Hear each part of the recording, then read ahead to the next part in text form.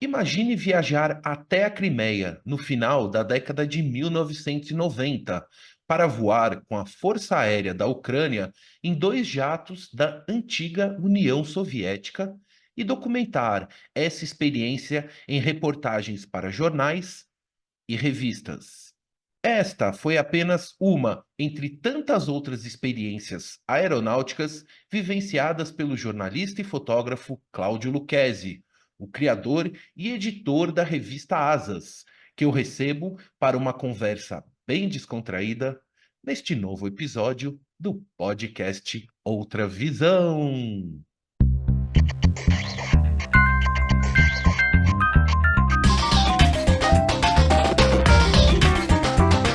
Direto da redação, você ouve agora o podcast Outra Visão. Apresentação, Paulo Cunha. Olá, seja muito bem-vinda, muito bem-vindo ao episódio 139 do podcast Outra Visão. Eu sou o Paulo Cunha, o Paulão, e falo da redação da Outra Visão Comunicação em Belo Horizonte. É inspirador conhecer a trajetória de um jornalista com 40 anos de carreira, que, entre tantos trabalhos realizados, vivenciou experiências únicas e exclusivas no meio aeronáutico e criou uma das mais respeitadas revistas de aviação do país, a revista Asas.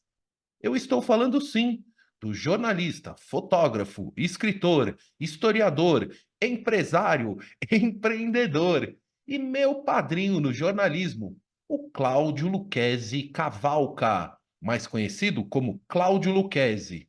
Para mim, o Lucchesi. Formado pela Escola de Comunicações e Artes da Universidade de São Paulo, a ECA da USP, ele é natural de Guaratinguetá, no interior de São Paulo. Foi lá em Guará, como a cidade é carinhosamente chamada, que na infância ele já observava o movimento dos aviões da Força Aérea Brasileira. Afinal, é por lá que está a importante escola de especialistas de aeronáutica da FAB.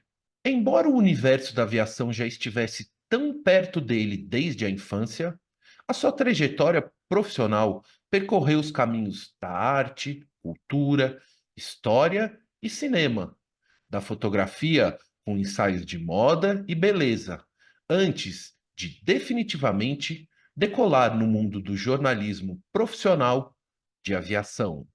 Durante a nossa conversa, ele relembrou como foi a decisão de optar pela carreira no jornalismo. Revelou a sua paixão pela leitura e escrita.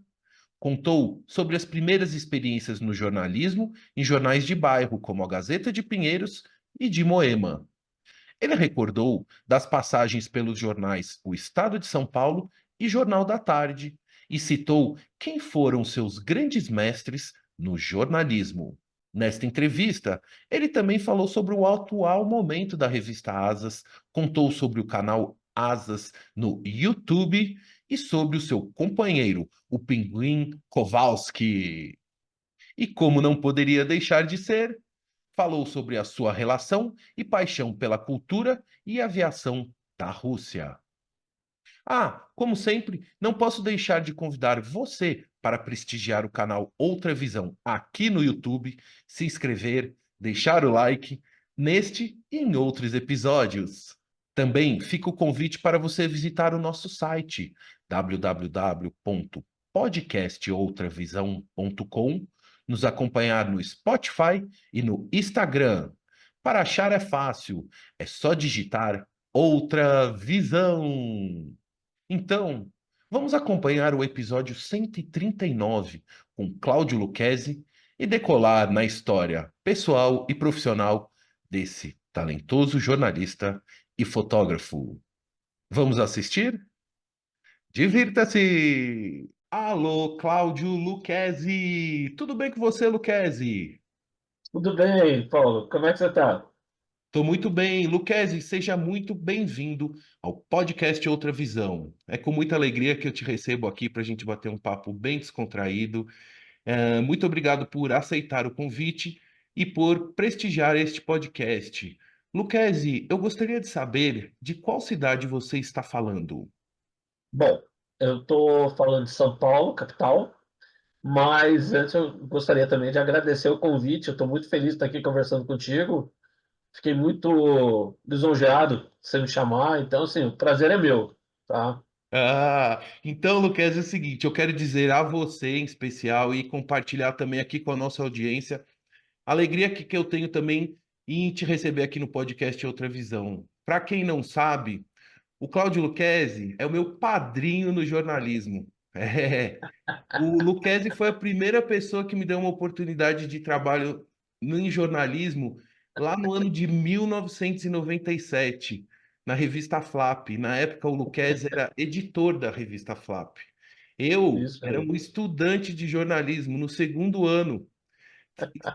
Antes de eu trabalhar lá na Flap e conhecer o Lucchesi, eu era garçom de restaurante, estudante e garçom da rede, lembra do Fridays? Eu fui garçom lá. Pô, E mas com esse sorriso você devia ganhar umas gorjetas caprichadas, hein? ganhei muitas gorjetas, mas o meu trabalho, Luquezzi, eu estudava para ser jornalista. E você foi a pessoa que me abriu as portas. É, que Durante é alguns isso. anos eu tive a oportunidade de conviver aqui de perto com o Lucchesi, acompanhá-lo em várias reportagens, em cobrir várias pautas com ele. Viajei bastante com o Lucchesi, enfim. E eram pautas, né, Lucchesi, que não era só de aviação, não. Tinha turismo, Não, moda, praia. e- Eu estou contando isso, Luquez, porque eu quero, antes de começar a entrevista, compartilhar um pouco dessa nossa relação aqui com a nossa audiência, porque, de fato, também para mim é muito importante essa nossa conversa hoje. Eu quero. Um dos fatos uma das coisas marcantes nessa época que eu trabalhei com o Luquezzi foi quando, no ano de 1999, eu o acompanhei na cobertura do maior evento aeronáutico da Rússia, o MAX, isso. 1999. É do século Isso aí. passado, pessoal. Isso lá em Moscou. Quer dizer, é inesquecível, era tudo analógico, era um outro mundo, né, Lucchesi? Sim. Então, para concluir, eu quero dizer para você, Lucchesi, e compartilhar aqui com a audiência, que poder ter tido a oportunidade de conviver com você nessa época foi uma escola de jornalismo para mim. Você me mostrou o que é o jornalismo, como se faz o jornalismo de verdade. E para um jovem estudante, isso vale ouro. E seus ensinamentos e as vivências que eu tive próximo de você eu trago ao longo de toda a minha carreira, você tenha certeza disso. Então, eu queria Obrigado. deixar registrado e publicado isso Obrigado mesmo. para todos saberem da importância de você na minha carreira como jornalista, tá bom? Cara, obrigado. Obrigado mesmo. Então, pessoal, agora vamos decolar com o Cláudio Lucchesi numa conversa deliciosa aqui no podcast Outra Visão. Lucchesi, eu falei um pouquinho de como iniciei minha carreira no jornalismo. Eu gostaria que você contasse como você iniciou a sua carreira no jornalismo, e eu tenho a curiosidade de saber se tem alguém da sua família ou alguém em especial que te influenciou para seguir a carreira como jornalista. Não, o que aconteceu comigo foi o seguinte. Eu, até o segundo colegial, eu queria fazer oceanografia. Eu sempre gostei muito dessa coisa de animais, tudo. Acompanhava isso da minha época, né? Acompanhava aquelas coisas de viagem do Jacques Cousteau, aquela coisa toda, tal. Tinha uns documentários que passavam em série na televisão, aqueles documentários de natureza que a Disney fazia e passava no cinema. Eu assistia lá em Guaratinguetá, tal. Então, assim, eu queria fazer sonografia. Só que eu sempre gostei muito de escrever. E mesmo assim, quando era pré-adolescente e tal, eu fazia uns livrinhos, eu escrito à mão ainda, né? Não existia computador, quer dizer, não tinha computador em casa, tinha só bem mais tarde no colegial que eu fui ter uma ginásio, que eu fui ter uma máquina de escrever e tal.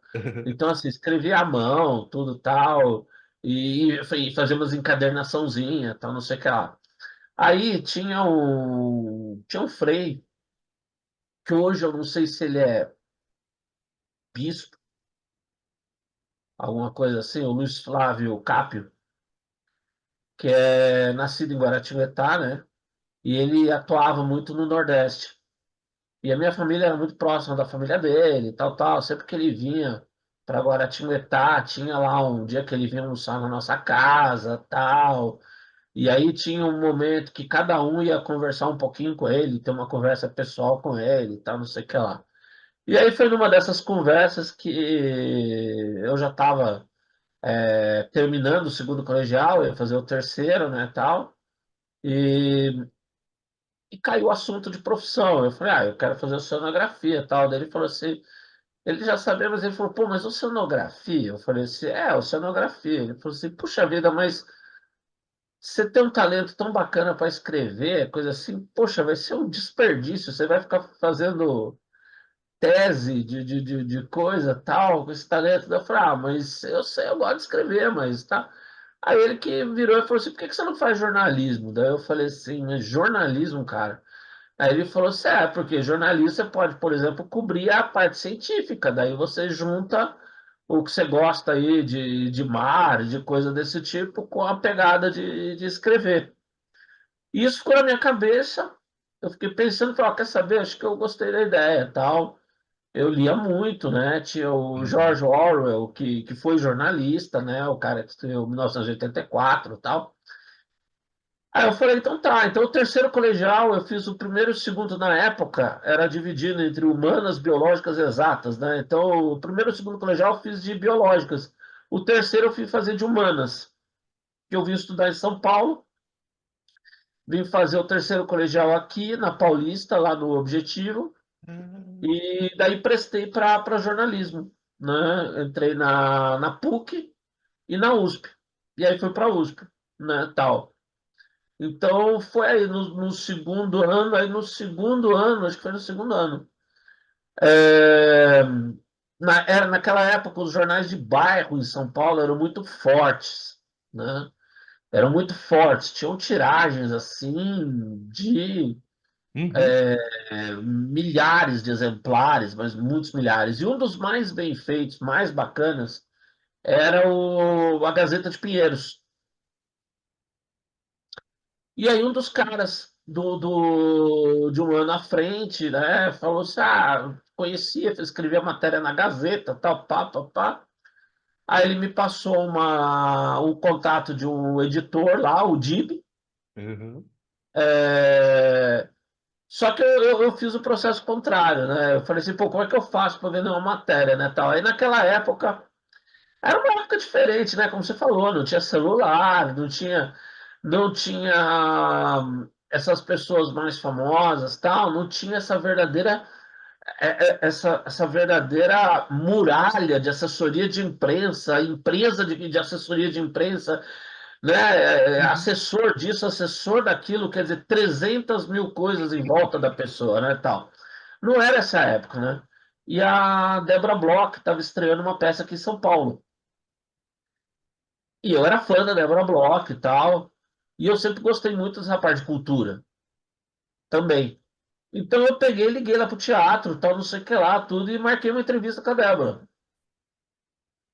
E fui, eu não tinha nem carta. Meu pai me levou de carro. Meu pai me levou de carro até o teatro e tal. Aí fui lá e entrevistei ela, fiquei embasbacado com aquela mulher e tal. Entrevistei, fiz foto dela, tal, papá, daí com a matéria tá pronta. Aí eu liguei para a Gazeta de Pinheiros, pro Dib, né? E falei para ele, falei assim, eu faço USP, tal, não sei o que lá, não sei o que lá, tá. Sabe essa peça que tá estreando com a Débora Bloch? Ele falou, sei, sei. Interessaria para vocês uma entrevista com a Débora? Ele falou assim, interessaria, lógico. Quando é que você pode fazer? Eu falei, não, eu já fiz. Aí eu levei lá, né, tal, e foi a primeira matéria que saiu publicada minha na vida, assim. Depois eu fiz várias matérias para Gazeta, fiz para Gazeta de Moema, tal, principalmente a Gazeta de Pinheiros e a Gazeta de Moema. Nessa época aí, né? Ainda estava na faculdade, era segundo ano de faculdade. Você sabe que eu recebi aqui o jornalista Valmir Salaro há um tempo atrás aqui no podcast Outra Visão e ele comentou que também começou trabalhando em jornal de bairro no Shopping News. No Shopping Sim, News, que sim, também era sim, o outro. Shopping News, era grande pra caramba, tal. Um dos primeiros contatos que eu tive com a aviação foi fazer uma matéria para a Gazeta de Moema, que os caras tinham. Essa pauta não fui eu que inventei, o cara inventou uma pauta, porque Moema tem muito restaurante, aquela coisa toda, tá, papá. Então, ele inventou uma pauta que era o caminho da lagosta. É, qual é o lance da lagosta desde quando ela é pescada até chegar no prato, no seu prato, no restaurante aqui em São Paulo. E aí eu acabei na Varig, falando com o pessoal da Varig, porque grande parte das lagostas eram pescadas lá no Nordeste, do Ceará, tudo tal, e vinha em avião da Varig, refrigerado, tal, tudo refrigerado. As lagostinhas, tudo ali, entendeu? Era Aham. transportada viva, tal. E coisa. Então, assim, muitas eram transportadas vivas, dependendo da exigência do restaurante e tal. Aí eu fiz a matéria do caminho da lagosta tal. Daí foi o primeiro contato que eu tive com a Varg, tudo fui recebido lá para falar de lagosta. Olha, e essa pauta é muito legal e é uma pauta que Foi, até hoje, se você fizer essa pauta, hoje, claro, usando vários recursos que a gente tem, é sim, uma pauta bem legal, né? foi divertido isso aí. Foi. E aí, como eu gostava muito de fotografar, eu sempre gostei de fotografar, tinha um professor de fotografia lá na USP, o André Bocato. Ele era um dos organizadores da Semana Paulista de Fotografia. Aí, acho que era ainda no primeiro ano, teve a semana. Eu me candidatei para ser voluntário na equipe de monitores da semana, fui monitor na semana, tal. E aí fui tendo mais contato com ele, e tudo. E eu gostava muito de fotografar a mulher, gostava muito. E aí comecei, ele viu umas fotos minhas, desceu o sarrafo no jeito que eu fotografava, acabou comigo, mas alguma coisa ele achou que prestava. Daí ele resolveu começou a me orientar para eu fazer um trabalho, mas isso era assim, era uma coisa totalmente paralela, não estava dentro da faculdade, nada disso. Era um trabalho que acabou rolando uma exposição, saiu no Jornal da Tarde, saiu na Folha, saiu tudo, era uma exposição bem legal, chamava Naturalmente, né? Era uma exposição de fotos de garotas, e o lance é que era assim, a ideia da exposição é que nenhuma das meninas era modelo profissional, as fotos eram todas feitas com roupas que elas tinham, Uhum, tudo com luz ambiente, e em ambientes, em lugares que eram familiares a elas, muitas feitas na casa delas, né, tal. Que a ideia era, vamos dizer assim, desconstruir um pouco essa imagem que a beleza feminina produzida, né, que você vê a beleza, a sensualidade feminina produzida que você vê na publicidade, mesmo no cinema, enfim, de modo geral, e hoje em dia ainda mais, né? Na época não tinha, mas hoje em dia com Photoshop e coisas desse tipo, né? Então, na exposição, era essa ideia, era mostrar que essa beleza, essa sensualidade, ela não precisa de produção, ela existe. Ela existe numa forma natural, numa forma simples, né? Então, por isso as meninas do maquiagem era a maquiagem que ela tinha, ela mesma aplicava, não tinha maquiador, não tinha produção de cabelo, não tinha nada, entendeu? Tal. Foi sim, bem legal essa experiência, assim. era apresentar a beleza natural, claro, com cuidado, né, com toda a vaidade, né, para preparação para uma foto, mas sem extrapolar o uso de um monte de coisas e tal, né? A Sim, beleza natural sim. é resgatar o que é belo mesmo, né? Isso, isso. E aí, mas o meu lance é que eu queria jornalismo, né, tal. Aí nessas conversas aí tinha uma diretora de comunicação da Varig, a dona Sônia do iLib, que eu fiquei conhecendo por causa da lagosta. Aí ela falou assim, ela conhecia o chefe da fotografia, um dos três, né, eram três caras, mas ele acho que era o chefe principal, da fotografia da Agência Estado, que eram os fotógrafos do Jornal da Tarde e do Estadão, né? Tal. Era o Hélio Campos Melo. Aí eu liguei para ele, falei que a dona Sônia tinha passado o contato dele, se eu podia ir lá, tudo tal. Aí eu não esqueço que eu cheguei lá, o Hélio é um tipo assim, todo galanzão, assim, tal, tava sentado lá na mesa, e eu cheguei apavorado, falei, putz, nunca tinha entrado numa empresa jornalística daquele tamanho, imagina, Estadão na época, né? Pô, era a potência, né? Aquela fortaleza ali do lado do Tietê ali, aquela coisa toda imponente. Tá? Nossa! Aí eu cheguei, ele olhou meu portfólio assim, e meu portfólio eram as fotos da exposição, né? Tal, era o melhor material que eu tinha, era só da exposição. Aí ele olhou para mim e falou assim: pô, cara, mas você tá no lugar certo? Você não tava querendo ir na Playboy, não? Eu falei não, eu quero fazer fotojornalismo, eu quero ver que ele falou: não, então tá. Então, ó, você tem câmera? Eu falei: tenho, você tem. Tá. Então pode começar a vir. Aí eu comecei aí como freela, né? Comecei como freela. Eu chegava da faculdade, almoçava em casa, ia para o Estadão, ficava lá à disposição. É igual motorista de táxi no ponto, né, tal. E aí chegava, claro que eu era mofoca, tal. Então, para mim, claro que não eram aquelas pautas tipo o presidente da República visitando São Paulo, né? Aí aquele pessoal que era experiente, né? Mas aí eu fui aprendendo, pô, nossa, foi uma academia para mim, né, tal de muita coisa. Tinha o Sérgio Berezovski, que era um dos chefes também, entendeu? Nossa, e caras assim, espetaculares, né? E isso a Fotógrafos gente. assim, de mão cheia.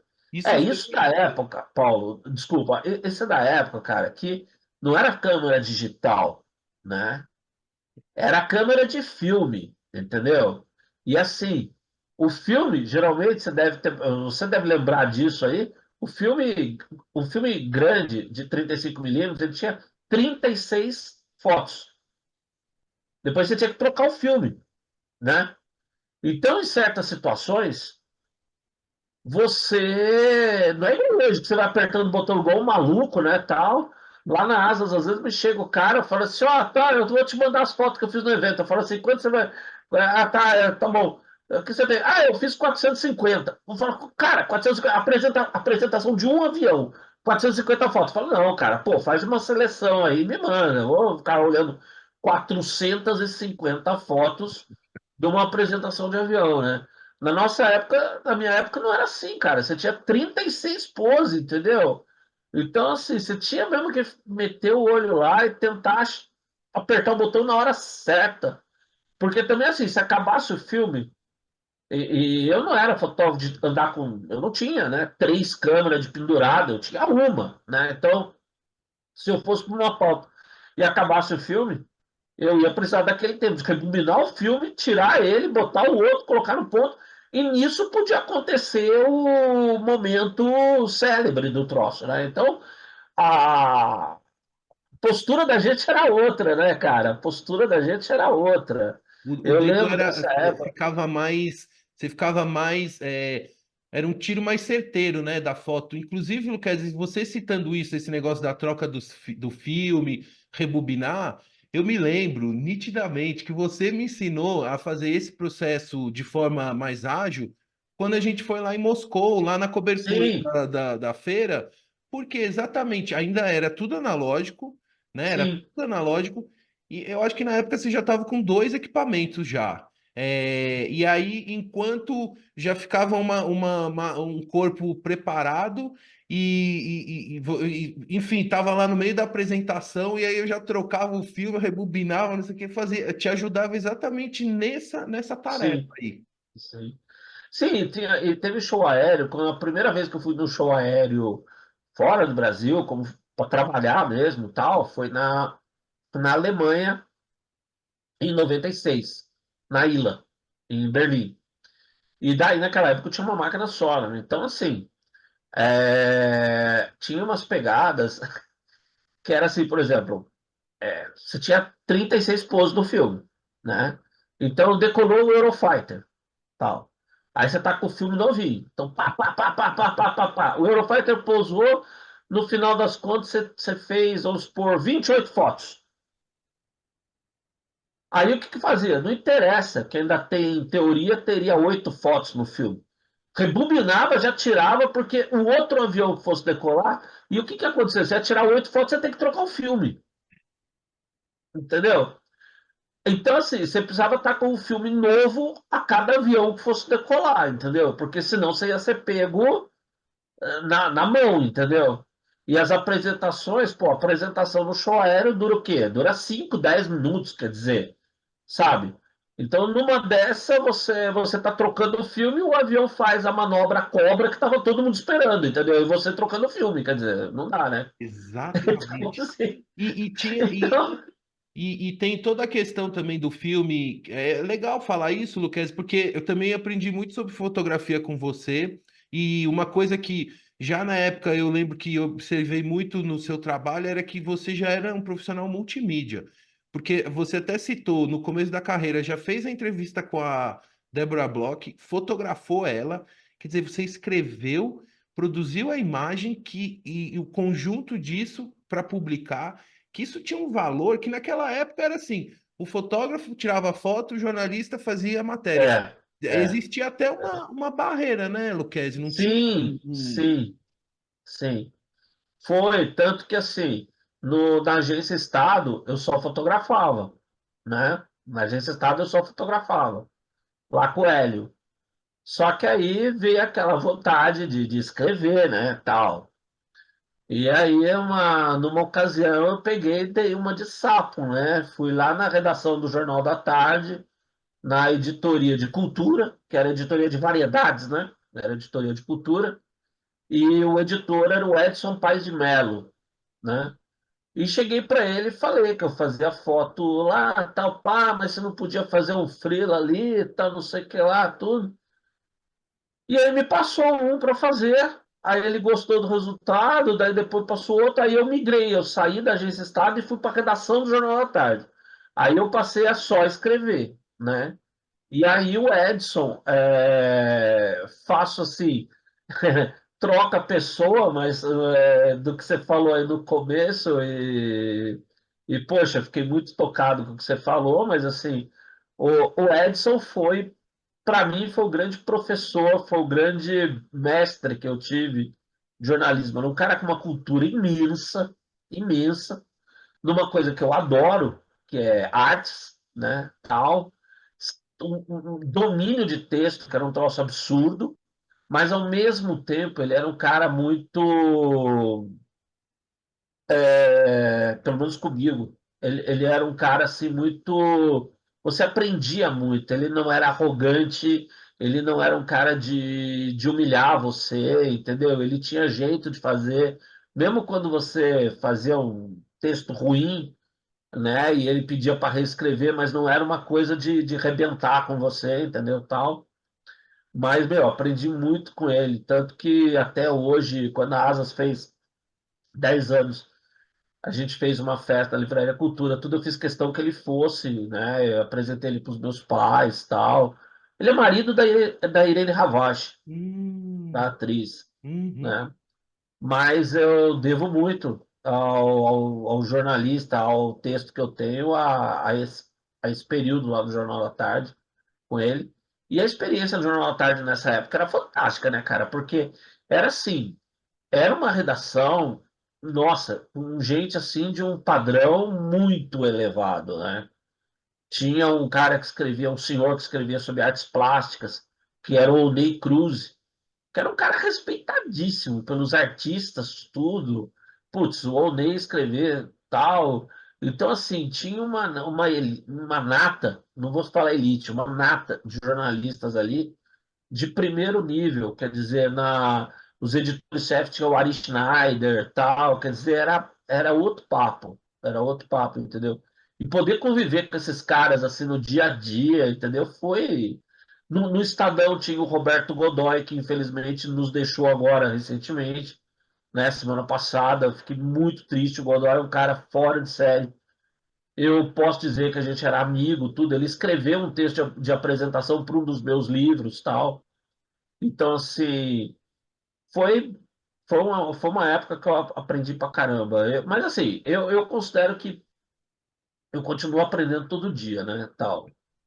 Só para Mas, colocar na linha do tempo, essa época do Estadão, do Foca no Estadão como fotógrafo, daí jornalista escrevendo no Jornal da Tarde. Foi final dos anos 80, já começo dos anos isso, 90? esse final dos anos 80, começo dos anos 90, por aí.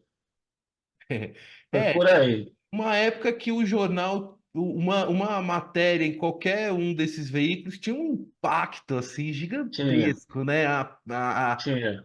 Uma força da mídia da época, né? Do jornal impresso, que era uma coisa, uma barbaridade. Era. E assim, você já assinava como Cláudio Luquezzi? Eu sei que você tem também uma história para falar sobre isso. Como é que é? Não, foi o Edson que me batizou assim, porque no jornalismo, uma coisa que eu aprendi, infelizmente, essa geração que existe hoje, né? Essa geração de mídia social, eu talvez fosse bom que aprendesse um pouco isso, mas eu aprendi que o jornalismo é um trabalho de equipe e que a notícia, o fato, o assunto que você está escrevendo são mais importantes do que você. Hoje em dia eu acho muito gozado que, principalmente no YouTube, você vê o cara lá que assim, ele é mais importante do que a história que ele está contando, entendeu? Pô, eu acho isso uma aberração, entendeu? O cara, ele é a estrela. Não, eu não quero ser estrela, entendeu? Na boa, cara, sem chance, entendeu? Eu quero que os caras adorem a história que eu tô contando. Eu quero conquistar eles na história que eu tô contando, na reportagem, seja o que for. E a gente ia fazer matérias pequenininhas, de novato igual eu, foca na redação. A matéria saía no jornal, mas não saía teu nome, tal. Que era matéria que você não tinha nem precisado sair da redação. Você não tinha, você, sei lá, entrevistou, falou, pegou uma informação com uma pessoa pelo telefone, um filme que vai estrear e você, porque veja bem, é como a gente estava falando, não era uma época de internet. Então, assim, uma estreia de filme e tudo, as pessoas ficavam sabendo pelo jornal.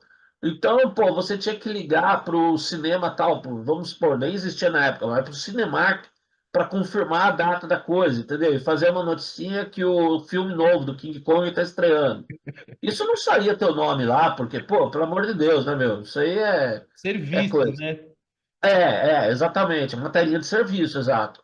Agora, aí eu comecei a fazer algumas materinhas, né, de coisinhas que falava com duas, três, quatro pessoas, tal, não sei o que lá. Aí saía lá, porque eu escrevia na Lauda, na época era Lauda, né? Tu escrevia na máquina de escrever ainda, tal. Sei lá, a Lauda tava Cláudio Luquezzi Cavalca, né? Que é o meu nome. Então saiu uma matéria, Cláudio Luquezzi Cavalca. Eu fiquei super feliz, trouxe para casa, mostrei para meus pais, para a família toda, tal, não sei o que lá. Meu nome no Jornal da Tarde. Depois saiu mais umas duas, Cláudio Luquezzi Cavalca, né? Até que a próxima saiu Cláudio Luquezzi, né? Eu falei, porra, o que aconteceu aqui, né? Cláudio Luquezzi, mano. Falei assim, o que aconteceu? Aí eu fui falar com o Edson, né? Falei, Edson, aconteceu alguma coisa errada aqui com o meu nome aqui, né? Cortaram meu nome e tal. Ele falou assim, ah, não, garoto. Fui eu. Não, não tem nada errado, não. Eu falei assim, é mesmo? Ele falou, porque olha, deixa eu te ensinar uma coisa. Jornalista com três nomes, ninguém nunca se lembra, ninguém nunca vai saber quem é. É dois nomes e ponto. Aí virou e falou assim: e o seu pai que me desculpe, mas Luquez é muito mais sonoro que Cavalca. Eu falei: então tá, né? Eu ia discutir com o chefe, cara. Pô, eu tava no Jornal à Tarde, eu ia discutir com o chefe. Aí ficou Cláudio Kessler, saí de lá e tudo, e continuou Cláudio Kessler, né, cara? E aí decolou como Cláudio Luquezzi. Então, só Que para fazer um veio da Itália depois da Segunda Guerra Mundial. Ela passou a guerra na Itália, ela era criança, mas criança assim, consciente, tudo. Ela viu a guerra. Ela viu a guerra. Ela contou várias histórias para mim. Ela viu, teve combates na cidade dela, teve violências contra a população civil, tudo, estupro, teve. Ela vivenciou essas coisas acontecendo. Ela veio depois da guerra. E o meu pai, Gilberto Cavalca, que é de família italiana, mas ele já era. Meu pai, acho que ele era bisneto já de italiano, tá? O meu avô paterno já era brasileiro, já tinha nascido aqui, entendeu? Mas meu avô, por exemplo, tinha o maior orgulho. Meu avô adorava meu pai ter casado com a minha mãe, porque meu avô tinha a maior orgulho da origem italiana dele e tal, né? E daí meu pai casou com uma italiana, imagina, foi uma coisa tal. Sim, Ele sim. adorou tudo. Mas foi isso aí, daí se conheceram lá em Guará, né? Olha, e para registrar o nome da cidade da sua mãe na Itália? É Ghivizzano, que fica na província de Lucca. Província de Lucca não tem muito segredo, porque Lucca, Lucchese, né? Então, Ah. mas é Ghivizzano. E É você uma. já teve por lá, Luquezzi? Já. Tive uma vez, a gente tem parente lá na Itália ainda, tudo. Me levaram para ver, inclusive, a casa em que a minha mãe nasceu. Isso foi em 2003. Ainda existia a casa que a minha mãe tinha nascido. Olha só. E a sua mãe chegou a voltar para a Itália algumas vezes? E, Como é que ficou? infelizmente, não. Infelizmente, não. Os meus pais, durante grande parte da minha infância, tal, a gente tinha uma condição de vida boa, mas a gente nunca teve grana sobrando, não para viajar para fora do Brasil, de jeito nenhum. E eu acho que, infelizmente, a minha mãe, ela é de uma época, né? Hoje a gente fala de distúrbio pós-traumático. Hoje a gente acha tudo muito natural, a pessoa fazer uma terapia, tal, pá.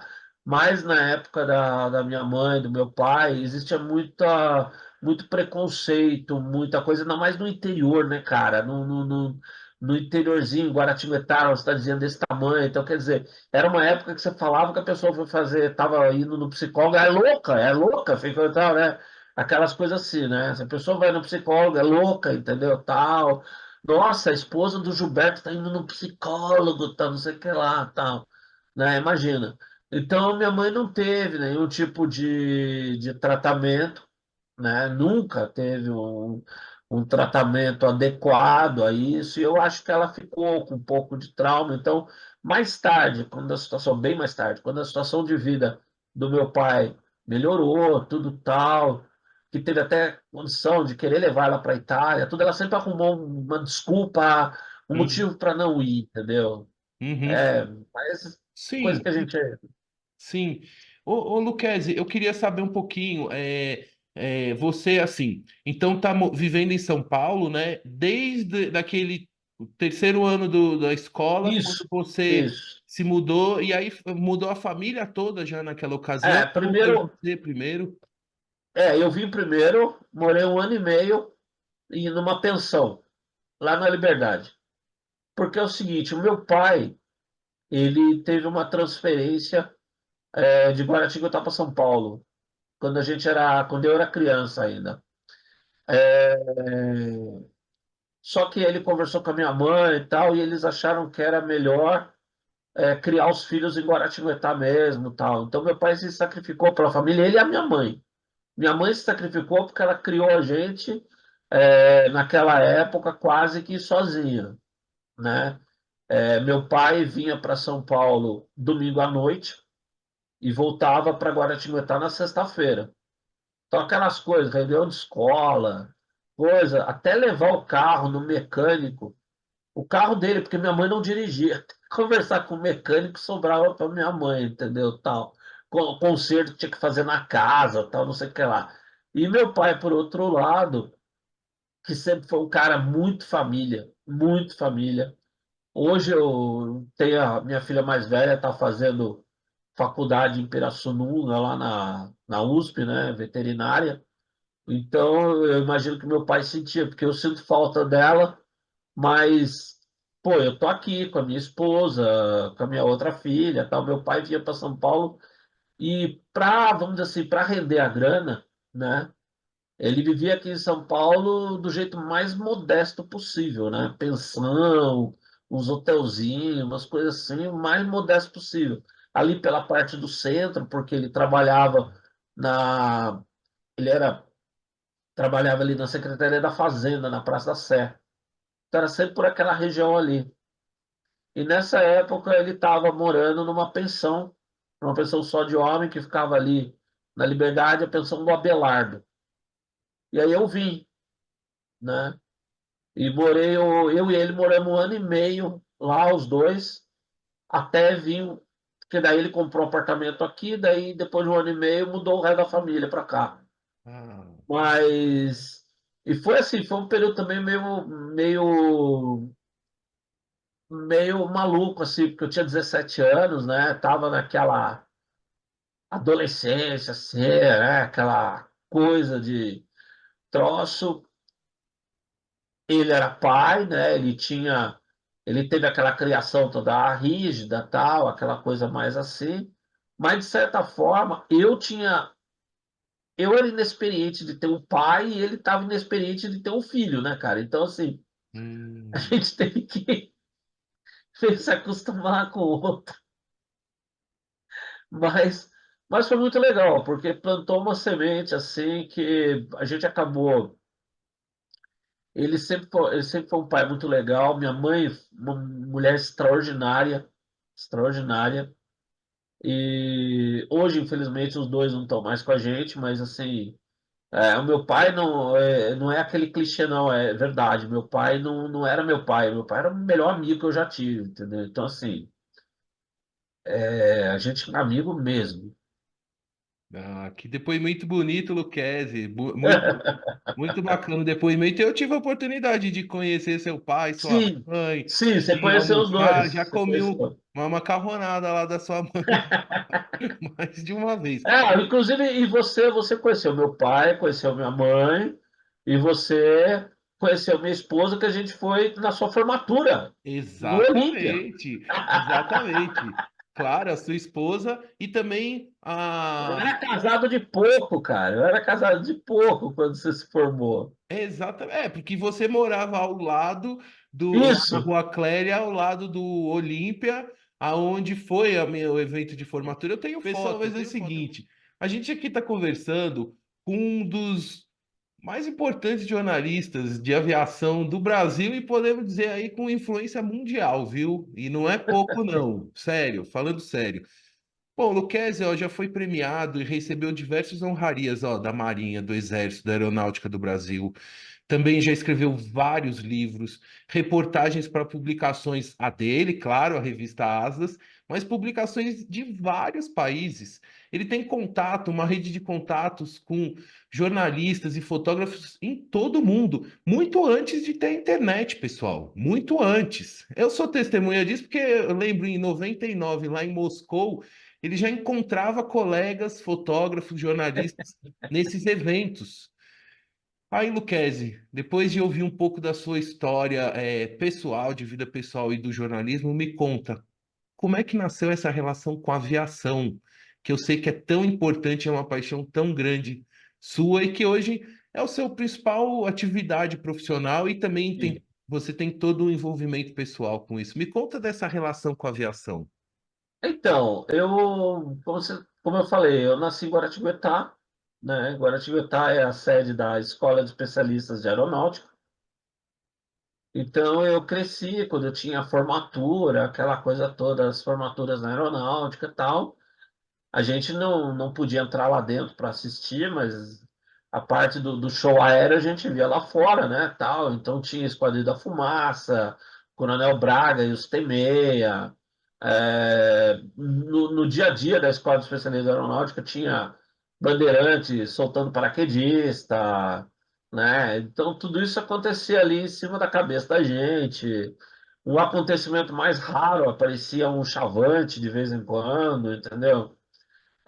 Quando eu era pequenininho, a escola de especialistas aeronáutica é interessante, que a parte principal dela, o aeroporto de Guaratinguetá, ele não fica dentro da escola, né? O aeroporto é separado. Então, entre o aeroporto e a escola tem bairros, tem tudo tal. E o aeroporto tinha a parte militar e a parte civil. A parte civil tinha o Aeroclube de Guaratinguetá, aquela coisa toda. Mas assim, as duas partes, na minha época, que eu era pequeno, ficavam do mesmo lado da pista. Então, se você fosse andando ali, você passava da área civil para a parte militar, né? E de vez em quando tinha lá os sentinelas, aquela coisa toda, mas o pessoal era muito cordial com a gente. Então, de vez em quando, meu pai ia lá. Meu pai sempre gostou de fotografia, foi ele que me ensinou a fotografar. Então, assim, a primeira vez que a primeira coisa de fotografia eu tive com meu pai. E aí, de vez em quando ia lá, então tinha C-47, né, da Força Aérea Brasileira, tudo que para mim era um avião gigante, né, tal. Aí meu pai pedia lá pro sentinela, deixava a gente chegar perto. Eu tenho foto de eu criancinha na porta do C-47, em frente dele. Você me vê, eu sou do tamanho do pneu, assim, mas tava lá, tal, entendeu? E no fundo desse, desse aeroporto tinha uma área que era uma área isolada, remota, dentro da área militar, em que tinha vários aviões que já não voavam pela FAB, quase todos ali, eu acho, já não voavam pela FAB, e estavam ali para servir para instrução em solo dos alunos da escola de especialistas. Esses aviões não voavam. Eles estavam ali igual aqueles cadáveres de faculdade de medicina. O pessoal ir lá e ficar mexendo, sabe como é que é? Uhum, uhum, Só que tinha uma rua da cidade, né, que passava, porque essa parte tinha um murão assim em volta e tal. Mas tinha uma rua que passava e a rua tinha uma subidinha que descia do outro lado. Então, quando você subia e descia do outro lado, você tinha um vislumbre por cima do muro, dava para você ver os aviões ali. E aquilo para mim era um museu de aeronáutica, né, cara? Imagina, tinha um B-25, tinha um B-25 que para mim era um avião da Segunda Guerra Mundial, imagina, né? Um bombardeiro e tal. Então, nossa, olha, coitado do meu pai, o que ele fez de passeio de carro, passando com o carro por ali, sobe ali, desce, e às vezes contornava o quarteirão e passava de novo pra gente ver tal, pai, entendeu? Pra eu poder olhar os aviãozinhos lá tal. É brincadeira. E aí eu comecei a gostava de desenhar, desenhar um avião, aí comecei a montar aqueles aviãozinhos de plástico modelismo. Comecei a montar isso no pré-adolescente, coisa desse tipo, tal. E eu monto até hoje, né, tal. Mas assim, até 90 até 92, 94, essa paixão toda por aviação era uma coisa paralela ao meu jornalismo, né? Era uma coisa paralela. Era tipo um hobby, tal. E era paralelo. E nem me passava pela cabeça de que pudesse rolar uma coisa junto com a outra, né? Eu, como te falei, eu vim para São Paulo com 17 anos, então eu não sou daquela geração de ficar ali na prainha de Congonhas, vendo os aviões, tal, não sei o que lá, tipo, e porque quando eu vim também eu já vim para estudar, aquela coisa toda, então uhum. eu não sou daquela geração. Em Guaratinguetá, como eu estou te falando, você via os aviões que pousavam, tirando os aviões da aeronáutica, os aviões que pousavam lá eram os aviões do Aeroclube, era Cherokee, era coisa desse tipo. Aqueles Piper produzidos pela Embraer, sob licença, tal, do acordo lá. Então era aquilo ali, né, meu? Então, assim, eu não tive essa chance. Meu pai, até uma vez, eu acho que na época você podia tirar brevet com 16 anos, uma coisa assim. Isso, isso. Os pais até falaram para mim de quando eu fizesse 16 anos, eles iam deixar eu tirar brevet e tal, mas infelizmente não tinha grana. Ô, Não Luquezzi, tinha grana. eu fiquei curioso de saber quando foi o seu primeiro voo como passageiro. Como foi o seu, quando foi, como foi? O que que você pode Então dizer? foi lá no Aeroclube de Guaratinguetá, cara. Foi num Cherokee. Eu não estou lembrando agora o nome do cara, tal, mas numa das vezes que a gente foi lá, tinha um amigo do meu pai, acho que era dono de fazenda, tudo que tinha um Cherokee. Um Cherokee vermelho, vermelho carne, assim, branco. Branco com as listas vermelhas. Aí eu tenho foto, Uhum. Tem foto perdida aí, deu em frente do avião, assim. E aí, numa das vezes, daí meu pai tal, o cara ia voar, perguntou, Gilberto, quer ir com a gente? Bota seu filho aí, vamos fazer um voo. E aí a gente voou, foi o primeiro voo que eu fiz na vida. A gente passou em cima da Basílica de Aparecida, que estava em construção ainda. Só tinha uma parte dela, aquele formato de cruz, não estava completo, sabe, tal. Meu pai tirou foto, aquelas coisas todas, tal. Foi a primeira vez que eu fui na vida, cara. Eu acho que isso aí deve ter sido o quê? Acho que eu devia ter 4, 5 anos, 72, 73, por aí, cara. Uau, Foi que a legal. primeira vez que eu voei. Fiquei assim, nossa, entendeu? Mas não tive medo, não. Não tive medo. Não, medo, não. Eu fiquei maravilhado, sim. Sim, Fiquei sim. doido. Então, e pelo que você está falando, seu pai então sempre andava com uma máquina fotográfica na mão. É dele essa influência aí dos clipes. É, ele gostava. Quando a gente ia fazer esses passeios, né? Tipo, dar um rolê até o aeroclube e tal, ele sempre levava a máquina fotográfica e tal, né? E meu pai adorava o hobby dele, principal, era fotografar inseto. É sério, borboleta, louva-a-Deus, besouro, formiga. Ele adorava. Eu aprendi a fotografar fotografando inseto, que foi uma senhora de uma aula, assim, porque a máquina era toda mecânica, né? E daí para você fazer a tal da macro fotografia, que era o equipamento que tinha na época, você acertava, colocava lente macro, tudo, e ela tinha uma distância focal fixa, na verdade. Então, você tinha a borboletinha aqui, né? A borboletinha aqui. Você estava aqui, então você tinha que ir tentando chegar. Não era que você ficava aqui e focava a borboleta. Você ia chegando nela para dar o foco. E aí, pá, né? Só então, assim, era uma aula de paciência, porque muitas vezes você estava chegando a borboletinha ia embora, porque a borboletinha não estava aí, ela não estava recebendo cachê, né? Então ela pegava e ia embora tal. Então, assim, meu, eu com meu pai, caramba, eu fiquei assim, fiquei horas e horas deitado na grama, no chão, lá com meu pai, lá no clube da cidade, lá, na grama lá da parque, que era tipo um clube de campo, tudo e tal, fotografando gafanhoto, essas coisas assim. É, que bar... e Luquezzi, e você assim contou aí do primeiro voo, né? Num avião pequeno, monomotor. Mas pessoal, Luquezzi já voou em caça, na caça da Força Aérea Brasileira, já voou e voou num caça, num Sukhoi 27 da Força Aérea Da ucraniana. Ucrânia. Ucrânia, pessoal, Ucrânia. Ucrânia. 1997, não foi essa?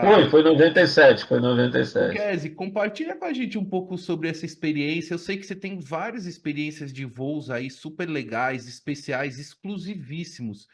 Mas esse, sem dúvida, é um voo que, assim, também é um grande destaque aí na sua Esse carreira, voo, né? esse voo foi para mim ele foi assim, cara, foi uma coisa muito fora do padrão. Eu tava maravilhado em todos os sentidos, né? Quer dizer, porque o que acontece? Faziam só 6 anos que tinha acabado a União Soviética. Então os países estavam da antiga União Soviética estavam todos quebrados, né? E da antiga cortina de ferro, tava todo mundo quebrado, tava todo mundo ferrado, né? Porque era uma estrutura gigantesca, toda estatal, tudo, e ela foi literalmente demolida de um dia para o outro, né? Tipo, por decreto, né? Então, decretamos que amanhã não existe mais o regime comunista soviético, amanhã passa a ser capitalismo, e tal, né? Então, assim, você imagina, foi uma catástrofe. Não estou defendendo o regime que havia, estou falando o modo como aconteceu, tal.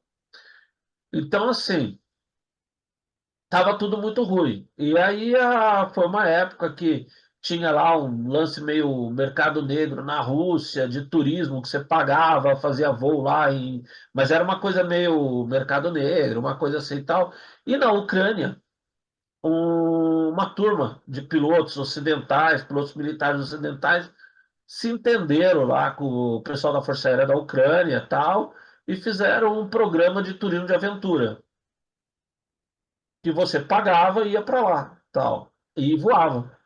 Era nessa base aérea que ficava na Crimeia, tinha sido da antiga aviação naval soviética, tal, e você ia lá e voava, tal. E eu conheci um dos gerentes desse programa aí na Ilha em Berlim em 96.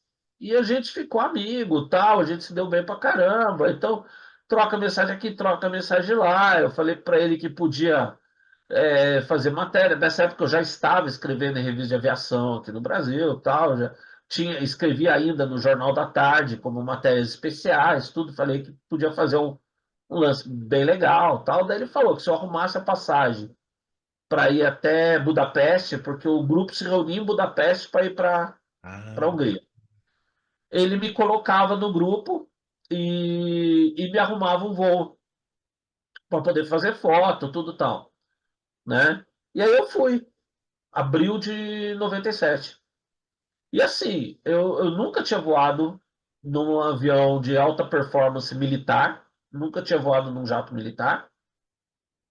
Imagina se já tinha entrado numa base aérea soviética, né? Imagina. Eu mal tinha entrado em base aérea da FAB, já tinha feito alguma coisa na FAB, né? Que é a nossa Força Aérea, poxa. Nunca tinha entrado numa Força Aérea estrangeira, né? Imagina, e ainda por cima ex-soviética, né? Aquela com coisa uma toda. câmera E na eu mão sou, ainda, né? é, pois é, com uma câmera fotográfica. Imagina, eu sou de uma geração, Paulo, eu sou de uma geração, quando eu era pré-adolescente, adolescente, com essa paixão por aviação, que você comprava uma revista, de vez em quando lá em Guaratinguetá, apesar de tudo, aparecia alguma revista estrangeira, importada.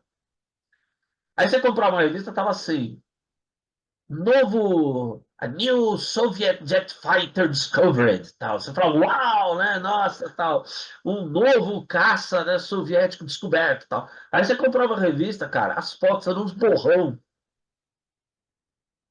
borrão, tudo cinza, borrão, né? Você ficava em dúvida se o cara tinha fotografado o avião passando em cima dele voando, ou se o cara tinha fotografado a sombra do avião na calçada, porque não fazia muita diferença, entendeu?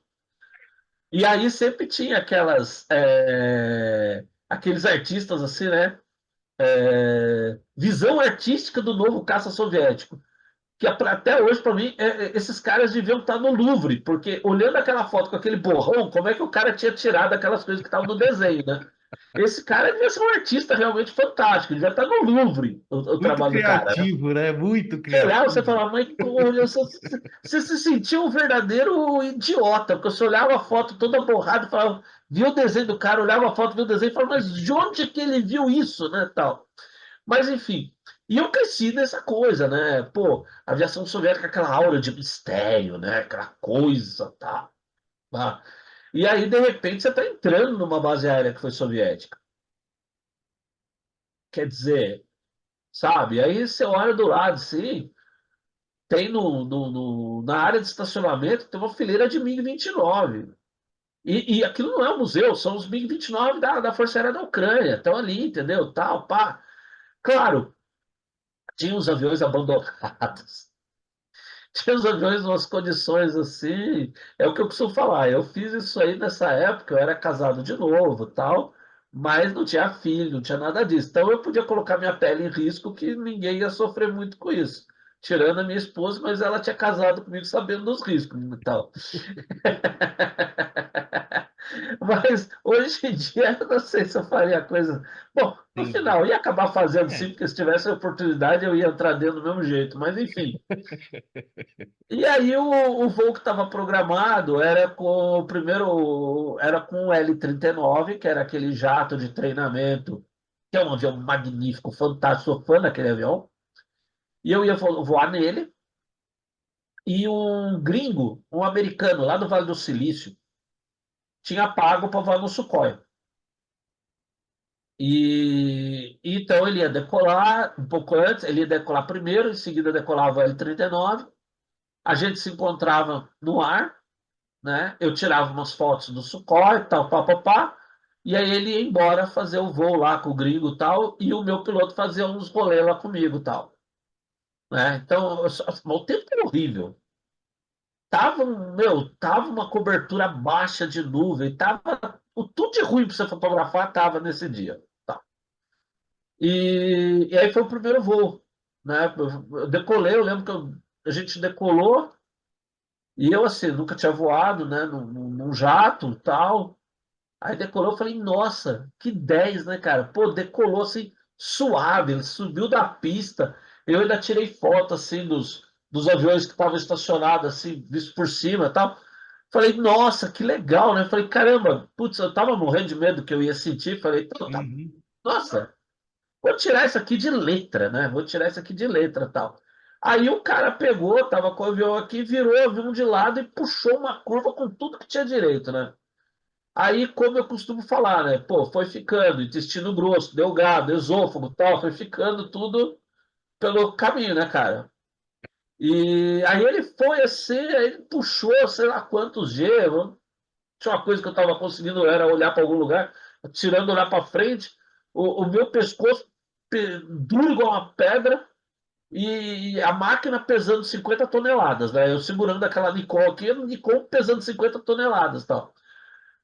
Aí ele deu uma parada, fez assim, aí deu uma nivelada, eu falei, ufa, né? E aí virou e voltou tudo. Aí eu fui, aí no caminho eu fui pegando o esôfago, o intestino grosso, só que foi montando tudo do jeito, na sequência errada, entendeu? E aí a hora que ele estava voltando assim, eu estava no avião, né? Então ele virou assim, nisso o Sukhoi estava passando, estava voando mais baixo que a gente, e a gente passou fazendo isso em cima do Sukhoi, né? Eu lembro que ele virou e falou assim, look down, Sukhoi! Eu pensei na hora, eu falei, pô, filha da mãe, eu não estou conseguindo nem manter o olho para frente, ele quer que eu vire o pescoço para olhar para baixo. Eu falei assim, não. Mas enfim, aí tirei as fotos do Sukhoi, aquela coisa toda, tal, eu para lá de Bagdá já, tudo tal, pá. Fizemos um voo, ele deu uns rasantes lá em cima, passamos em cima de umas fazendinhas lá, que eu vi os lençóis sacudindo no varal, assim, vi as vaquinhas e tal. Falei, meu, crânio maluco, entendeu? Maluco, agora a gente morre, né? Agora a gente morre, então. Porque o teto estava abaixo e o cara queria me dar emoção, né? Então o cara deu uns rasantes lá em cima, tava maluco, assim. Mas foi 10, cara, foi muito 10. E aí a gente pousou, e aquela história, putz, eu tava assim, arrebentado, né, tal. E tinha pousado já o Sukhoi e tal. E aí um dos pilotos, os caras, estava do esquadrão de lá, piloto deles. Tava aproveitando, né? Porque eu acho que a coisa era assim, entendeu? Tipo assim, poxa, abasteceu o Sukhoi, tal, abasteceu. Colocamos todo o combustível do mês a gente colocou no Sukhoi, tal. Então vamos fazer o voo pro gringo que pagou. Então, não sei o que, ó, sobrou combustível, né? Todos os pilotos da base queriam voar para, né, para manter sua hora de voo, aquela coisa toda, né? Aproveita hoje que o avião tem Uhum. combustível. Tá? Uhum. Aí um dos pilotos estava indo fazer o voo, só que ele ia voar sozinho. E era o Sukhoi UB, né? O de combate e treinamento e conversão, de dois lugares tal. E ninguém estava lá no assento de trás, né? Aí eu virei e perguntei lá pros caras, falei, ó, posso ir? Vai alguém? Tal, não sei o que lá. Aí os caras lá da coisa de viagem olharam pros ucranianos lá da base, perguntaram, falaram uns negócios tudo lá, e ucraniano, imagina, você ia entender, tá? Eu sei que de repente o cara virou, o ucraniano virou e falou assim, e apontou pra escada, né? Pô, apontou a escada, né? Pode embarcar, pode Tá embarcar. bom, né? Foi um voo curto, né? Mas foi um voo curto e tal. Eu não pude ir, né? Imagina, se o cara ia, né? Vai que era o único Sukhoi que estava voando na base, né? Então imagina se os caras iam deixar eu pôr a mão em alguma coisa, né? Mas assim, Mas de decolar num caça desse já não, imagina, só né? decolar, embarcar, né? Sentar Não, ali. foi um troço assim, foi um voo curto, mas fez lá um e-mail, fez lá umas coisinhas, tal, pá, e nossa, eu, né, não tava acreditando, imagina. Nessa hora você fica pensando, você fala, caramba, olha, de Guaratinguetá até aqui, né, até a Crimeia, né, pô. Então, assim, né, aquela emoção toda, tal, Esse E, voo foi um troço, assim, realmente muito maluco, cara, muito maluco. eu me lembro que eu Pena conheci que eu tava você. sozinho. Eu me lembro que eu conheci você nesse ano de 97, então eu lembro Foi, de ter falado muito sobre esse voo, eu lembro de ter visto foi, as fotos. Eu tenho foi. nitidamente as fotos aqui, a imagem das fotos, e já convidando a audiência que quiser saber mais sobre esse voo e outros voos do Lucchesi, acompanhar lá, tanto a revista Asas, né? Eu vou deixar todos os links aqui, e o YouTube da revista Asas, que tem lá, tem um monte de entrevistas, documentários, reportagens maravilhosas em vídeo, né? E se procurar, vai achar, né, Luquezzi? Desse Sim, voo e de outros voos também. O Luquezzi já voou na Marinha do Brasil, na Força Aérea, aí um monte sim, de coisa, porta-aviões. E eu queria saber, Luquezzi, assim, que o seguinte, tem uma relação com a Rússia, você tem uma relação com a Rússia. Eu sei que a sua esposa, a Regiane, né, ela é de família russa. sim, E me conta como é que é essa influência da Rússia no seu trabalho. Eu sei que desde 1997, vê se eu estou correto, você vai para esse evento lá em sim. Show Moscou, aéreo de Moscou. e ao longo desses anos, né, 25 anos aí, você indo com frequência lá, viu uma mudança significativa aí do país, Sim, né? Até agora sim. que eu não sei qual que foi a última vez que você foi e tudo. Eu queria um pouco que você contasse dessa sua relação com a Rússia, com Moscou, que eu sei que você tem você é um conhecedor profundo da aviação russa, mas também eu sei que da cultura russa, você gosta muito. Conta um pouquinho. A última vez que eu tive lá agora foi em 2019, antes da pandemia, né?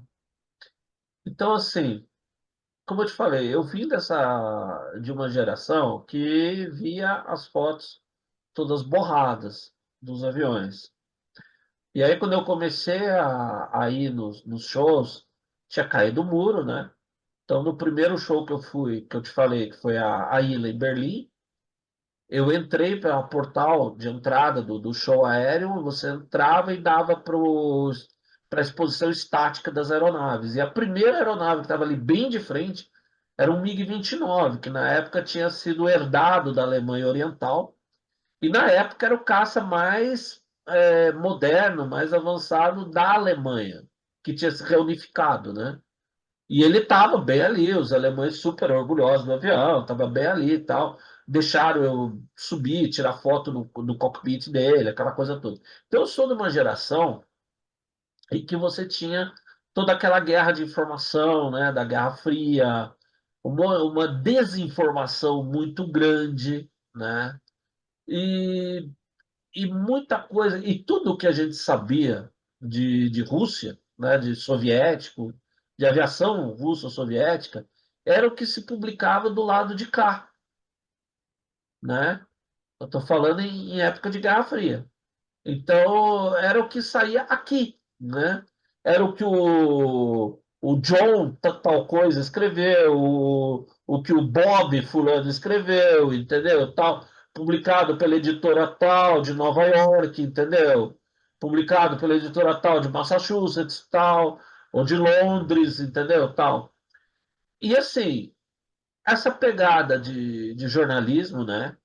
É uma pegada que, para mim, eu acho que o jornalista você tem que cutucar a coisa, né? E eu não sei, eu acho que quanto quanto mais difícil, quanto menos conhecido, mais divertido é, mais atraente é, entendeu?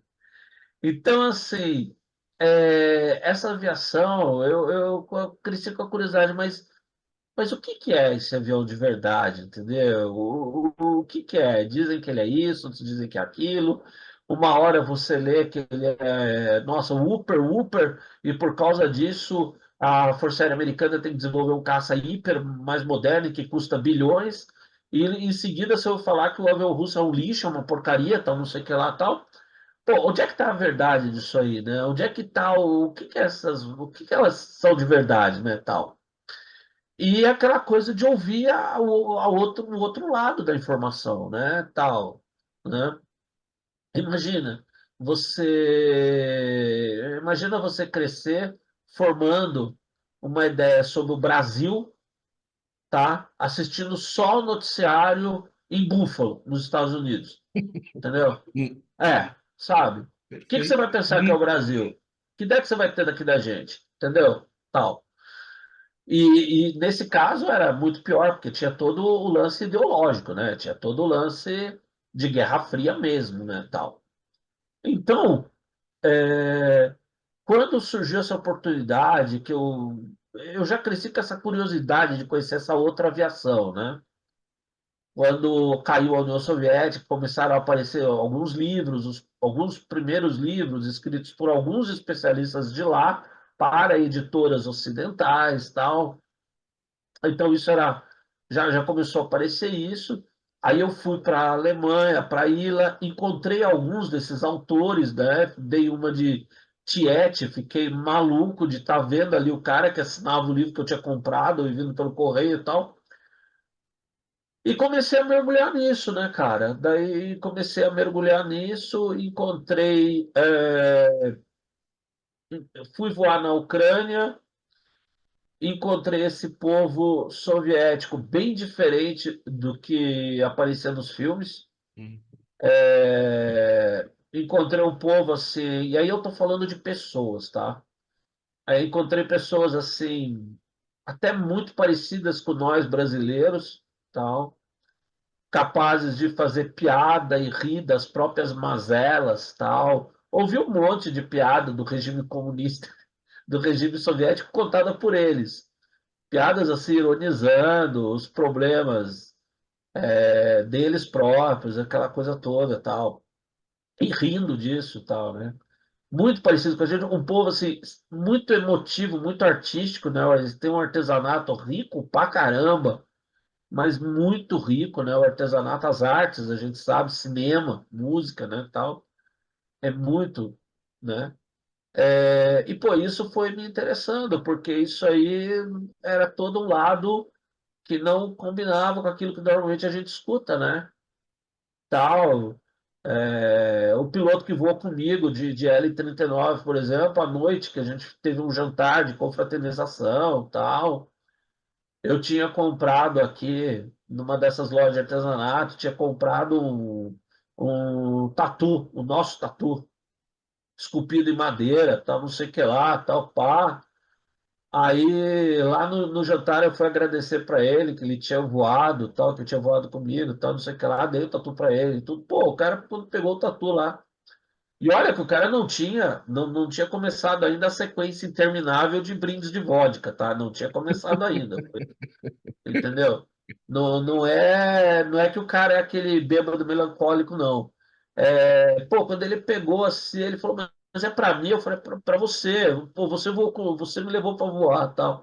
É para você. Nossa, o cara ficou todo emocionado, meu. O cara ficou todo emocionado, tal, sabe? Não tem nada. Eu tinha crescido vendo aqueles filmes, né? Daquele russo frio, robótico, né? Tal, aquele cara com aquela cara de pedra, tal, não sei o que lá, tudo. Pô, e daí vi lá um monte de gente, as famílias lá com suas criancinhas, tal. Quer dizer, é o que eu falo, sabe, Paulo? O melhor jeito de você dinamitar preconceitos, esse tipo de coisa, é você viajar. Aí você descobre que as culturas são diferentes e todas têm que ser respeitadas, mas o ser humano é o mesmo, cara. No final das contas, todo mundo pode ser um árabe muçulmano, pode ser um católico brasileiro, pode ser um russo da igreja ortodoxa, um ucraniano. O cara quer ter a família dele, o cara quer viver sossegado, quer ter um filho, quer ter. Entendeu? É isso, sabe? E então essa constatação e a receptividade que eu senti deles me incentivaram a mergulhar mais de cabeça na pesquisa e acabei transformando essa coisa de Rússia tudo num assunto de pesquisa pessoal, né? sim. De pesquisa pessoal minha, né? Surgiu a oportunidade de voltar no show aéreo de Moscou em 99, que você foi, depois em 2001 e tal. Então, assim, daí fui criando, né? Fui fazendo amigos lá, fiz muitos amigos, amigos muito queridos, né, e tal. É, Então, assim, basicamente foi isso, né? E tanto que, assim, a minha esposa ela não esquece que nessa época eu já estava meio envolvido com essa pesquisa, tal, não sei o que lá, né? Daí quando eu a conheci e tal, acho que foi no primeiro encontro que a gente saiu e tal. Aí fala um pouco, né? Aquelas coisas, e você, sua família, de onde, tal, não sei o que lá. Daí ela fala, minha família, minha avó, foi a avó, foi a avó dela. É. Minha bisavó, minha avó vieram da Rússia, né, tal. Eu falei assim, não acredito. Falei assim, além de tudo, é russa. Falei, putz, é o pacote perfeito, né? Nossa Senhora. Falei, eu tenho que me apaixonar por essa mulher, né? Falei assim, nossa, isso aí foi feito por encomenda, né? Deus fez assim, não deixou faltar nada Que legal. para me deixar feliz, né, cara? Então, assim, mas foi isso, mas foi só, eu vou te dar um exemplo. Uma historinha rápida. Eu gosto dos russos, mas eu sou italiano, então eu falo pra caramba, né? Sim, Então, sim, você tá ligado? tem que falar. Eu tenho uma pergunta para te fazer, se colocar nessa história, a barreira da língua, porque o russo, ele tem, não é só questão, é o alfabeto, que é totalmente diferente, né? Sim, Me conta sim, um pouquinho, mas eu sim, quero ouvir essa história. sim. A primeira vez que eu fui para Moscou foi em 97. E eu levei minha esposa. Aí, pra você ver, aí já começa as palhaçadas, tal, né? Porque assim, quando eu falei para uns amigos meus aqui em São Paulo que eu ia para Moscou e ia levar a Rejane, os caras, você tá louco? Você vai para Moscou? Vai levar a Regiane, tal, não sei o que lá. Pô, Paulo, nessa época, Moscou tinha aí, tinha tido no ano anterior, 96, Moscou tinha tido acho que 56 crimes de morte violentos no ano. Eu virei para um amigo meu e falei, mano, se liga, a gente mora o quê? Na Áustria? Falei, a gente mora no Brasil, meu amigo. 56 crimes violentos a gente tem no final de semana prolongado, entendeu? Falei, se um russo chegar a tentar para me assaltar, eu posso dar aula para ele. Fala, não é assim que se faz. Tá errado, cara. Segura a arma desse jeito que dá mais medo no cara, tal. Você não pode chegar assim, tal, não sei o que lá, entendeu? Quer dizer, aquela monte de É, tranqueirada, entendeu? Na é. cabeça, tal. Então, assim, eu fui, né? Daí quando a gente ia pegar metrô, como você falou, tudo escrito em cirílico, né, tal. Então eu guardei eu criei um método assim na época, né? Que era assim, eu guardava as três primeiras letras da estação. Então eu falava, olha, a próxima estação que a gente vai ter que descer é Bezão, Bezinho e N ao contrário. Então a gente entrava, aí passava a estação, Bezão, Bezinho e o N ao contrário é aqui, vamos descer, então, não sei o que lá, tal, né? E nessa época, realmente, o pessoal mais jovem, você tinha mais chance de falar inglês. A gente estava em Moscou, era a capital, então não era tão difícil assim. Mas de lá para cá só foi aumentando, melhorando isso, né? Só foi melhorando. E 2019, meu, você vai em Moscou como você vai em qualquer capital. Você fala inglês, você tá na boa. É até capaz que algumas capitais da Europa você tenha mais dificuldade Olha só. só falando inglês, entendeu? Tal. Porque Mas Moscou de 2019, até porque teve Copa do Mundo na Rússia e tal, é totalmente diferente da Moscou de 99, né, Lucchesi? Sim, eu, absolutamente diferente. eu diria assim, a cidade, né, enriqueceu, se renovou pra caramba, transporte público, um monte de coisa. O próprio show aéreo de Moscou cresceu pra caramba, tal. A cidade se renovou pacas, né? Surgiu centro financeiro, os hotéis, uns prédios, aliás, não hotéis, uns prédios todos modernosos. Teve coisas antigas que foram demolidas, mas assim, A parte charmosa de Moscou, né? Essa continuou lá, né? Foi renovada. Ao contrário, foi renovada, tal. Então a cidade, ela assim, ela se renovou, ela ganhou um banho de loja, mas sem perder o charme antigo, né? É O aqui, charme, né, daquele estilão aquelas as igrejas, né, com as cúpulas de cebola, tal, aquela coisa assim e tal. Isso aí não perdeu e todo o resto, assim, né? Várias outras coisas, os jardins, tal, aquela coisa toda. Mas essas coisas agora, a história que eu queria te contar, que eu acho que é bem, foi assim uma boa mostra para mim do espírito assim do povo russo, né? Foi que nesse ano de 96 eu fui para Ila tal e tinha esse MiG-29 da Luftwaffe, mas tinha o MiG-29 russo mesmo, que era a primeira versão, que eles tinham instalado uma sonda de reabastecimento em voo, tal, pá. E tinha os carinha, né, a equipe de terra em volta do avião, né? E eu cheguei para os caras e perguntei, né, se eu podia, imagina, né, perguntar não ofende, né? Em inglês tal, tinha um deles que falava inglês tal, para eles podia entrar, fotografar o avião de perto, se podia subir a escadinha e fotografar a cabine. Daí, niet, né? Não, não. Aí andando lá no show tinha o stand da MiG, né? Tal, fui lá, conversei com os caras, eles acharam, nossa, jornalista brasileiro interessado no MiG, que legal, então não sei o que lá, não sei o que lá. Eu perguntei se podia fotografar o cockpit do avião que estava exposto lá. Ah, pode, pode, pode, pode. Aí eu voltei lá, falei com os caras, ó, o cara autorizou. Não, não é, você veio aqui e disse que o cara autorizou, grande coisa, tal. Aí, pô, eu sei que eu fiz isso umas 3 vezes, assim, né? E os caras lá da equipe de terra, quando eles me viram, eles começaram até a dar risada, balançar a cabeça, tal. Os caras falaram, pô, putz, esse baixinho, o cara, pô, o cara não desiste, mano, que maluco. Aí a última vez que eu fui no stand lá da MIG, tinha um cara altão da Relações Públicas, tudo, o cara falou, não, porque eu expliquei para ele mais ou menos a situação, né? Ele entendia inglês, falava inglês e tal. Aí ele pegou um cartão meu, um cartão de visita, e escreveu alguma coisa em cirílico. Eu não sei se ele escreveu, meu, deixa esse chato que ele tá me atrapalhando a vida, tá? Não sei o que ele escreveu, tal, né? Só sei que eu peguei, fui lá, voltei lá e dei o cartão pros caras, né? Aí os caras leram assim, daí chamaram, fizeram uma conferência de cúpula lá, os caras tudo lá, mostrando coisa. Aí o cara virou pra mim e falou assim: calma, calma. E levantou a gradinha lá e eu entrei, né? Aí assim, cara, mudou da água pro vinho, né?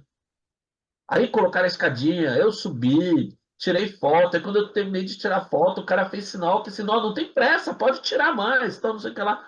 Aí quando eu terminei de tirar foto, o cara perguntou se queria que ele tirasse uma foto minha no avião, então não sei o que lá.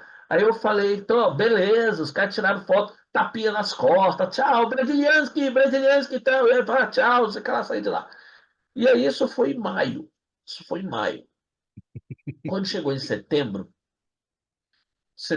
na época, o show aéreo de Farnborough, na Inglaterra, era em setembro. Aí em setembro eu fui para Farnborough. E no primeiro dia que eu estou em Farnborough, você entra em Farnborough por uma área mais elevada, a pista é num nível mais baixo, ó, e aí tem uma rampa asfaltada, pelo menos em 96 estava assim. Tinha uma rampa asfaltada que você descia, caminho a pé, né? E ali embaixo era, antes da pista, era a área de exposição estática das aeronaves. E parado bem do lado da rampa, estava o raio do MiG-29. E eu tô descendo a rampa no primeiro dia, eu tô descendo a rampa e não tô nem aí com o que está acontecendo e tal. Daqui a pouco começa a escutar assim do meu lado esquerdo, Brasilianski, Brasil, Brasil, tal. Pô, eu falei, meu, que maluco, olhei, esses eram os caras do MiG-29 lá de Berlim, entendeu? A mesma equipe de terra, tal. Aí eu cheguei lá, pô, foi uma alegria como se eles tivessem encontrado um amigo assim de 3 mil anos, entendeu? Aí mandaram eu entrar de novo, tapinha nas costas, tal, não sei o que lá. Um deles tirou lá a inevitável garrafa de vodka de um lugar, botou os copinhos em cima do tanque de combustível extra do MiG-29, que estava assim, quando ele colocou os copinhos ali, tal, não sei o que lá. Vamos fazer, tem que fazer um brinde, os amigos aqui de sair lá do MiG, um monte de gente dando tapinha nas costas. Tal. Eu falei, meu, Cara, é maluco isso. É, é, um, É maluco. é o russo, né? Esse é o russo. É. Esse jeitão espontâneo, né? Generoso. Eu me lembro da gente junto lá em Moscou, lá na feira de aviação, comendo churrasco grego, né? Aquele churrascão grego que acabava assim, era uma fila gigante lá, a gente comendo churrasco grego.